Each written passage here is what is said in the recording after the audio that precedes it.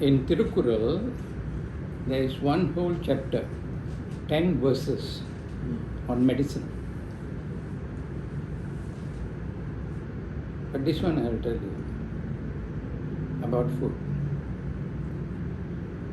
It goes like this. மருந்தேனும் வேண்டாவாம் யாக்கைக் அறிந்தியது ஆற்றலின் போற்றி உண்ணின். Tell again. மருந்தேனும் வேண்டாவாம் யாக்கைக் அறிந்தது ஆற்றலின் போற்றி உண்ணின். Arindadu means, so what the Kural says, no need medicine for fever or sickness. When what you have eaten is fully digested, then only you eat the next meal. That's what the word says. So what is the implication? It teaches when food goes into the body, it will be digested and then used, and the unwanted one eliminated. While it is being absorbed and digested, don't put some more food. Let that process be over. What happens? You won't overload your body. Too much of eating is bad. Overeating. So you don't just follow the time like what the British said, breakfast, tea, lunch, tea, dinner, supper. You only eat when your food has been digested and you take the next meal. So would you say like the way our culture is set up to have our meals now is British. Not right? No, not right. It is right in certain way because people who are like laborers and workers, so they work, they have to rest and eat something because they are hard workers. But not everybody in the world work like that. So if you have eaten and you have digested and then you take the next meal, you don't burden your body first. You don't overload your body with all this. So you only eat when the body requires. When you are hungry, you eat. So does every people's meal depend on their lifestyle? Yeah. You're hard working, you have to eat a bit more.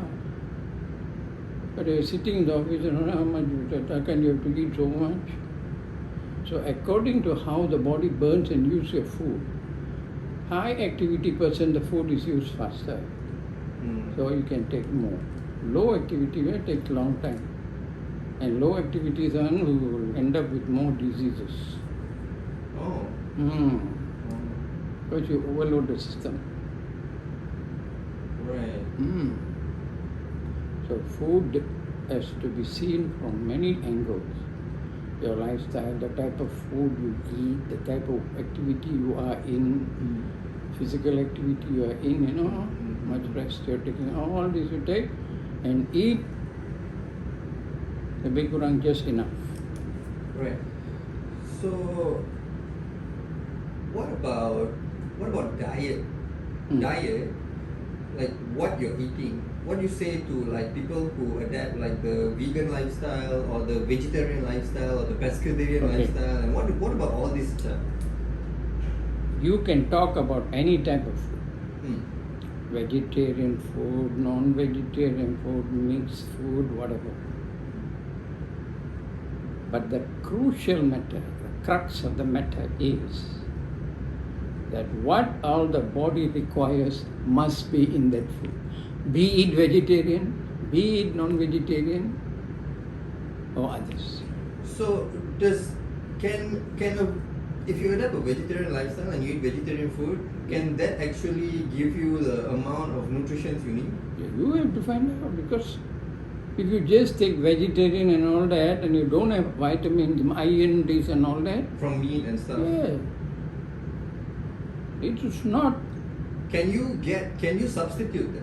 Can you substitute like iron, like for like other stuff from vegetables? Okay, naturally, where iron is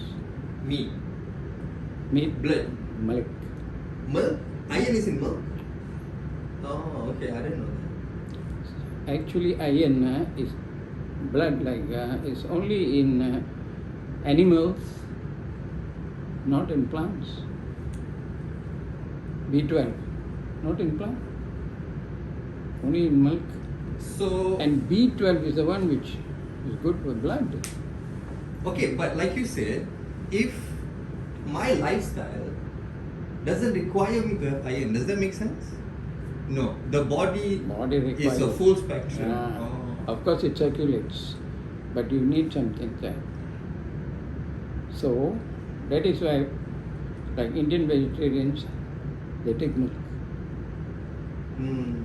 You see, the vegetarian diet, but milk is that, yogurt is there.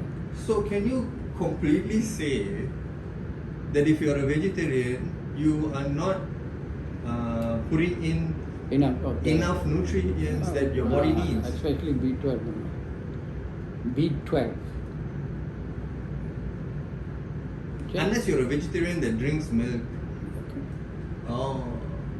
Because when B12. But there are like vegans, I think, that don't even take egg, don't take milk. You go and check their blood and see. It's imbalanced. So the myth is debunked. Vegetarians don't get enough nutrients. No. You can take vitamin. Make sure there is B12 inside. I am always telling you take. What happens if you don't take enough B12? Your blood is weak.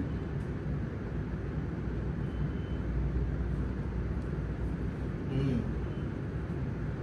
So my advice is don't ask me vegetarian, don't ask me whether good is non-vegetarian or what. Ask me which food has all what our body requires.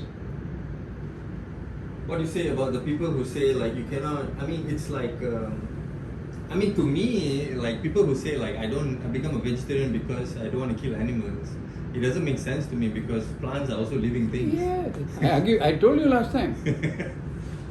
Just because the plant don't cry and it is also life. I think the word here is moderation. Nature, the one lower will consume the one higher. Hmm. See, the plant will eat from the earth. Animal higher, animal eat the plants. Plants are also killing. Mm. But we don't like see it. Right? So much no, because we evolved like that. So food, the law, everything which your body needs must be there, irrespective of what type, vegetarian, non-vegetarian, or half vegetarian, whatever. Second, eat only when the body requires and hungry. Don't overload. Now, how would you know what is the ratio? How you know you're overloading or you're not Your overloading? body will tell when How? you're hungry. When you're hungry. And you will tell when you're full. But some people eat, still hungry.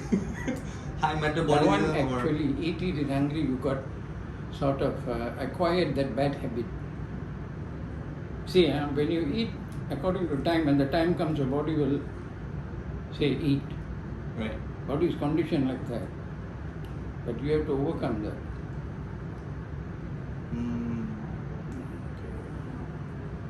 That's food. I mean, it's a very disciplined type of thing to understand the body first. Because when we grow up, we've been fed. Like nowadays, so many young kids are so fat. Yeah, see, now obesity because of that. See, last time I studied, our ancestors who worked in the estates and all that. Obesity was not a problem. They go, they walk miles in the estate, type rubber, bring the rubber, and then go home.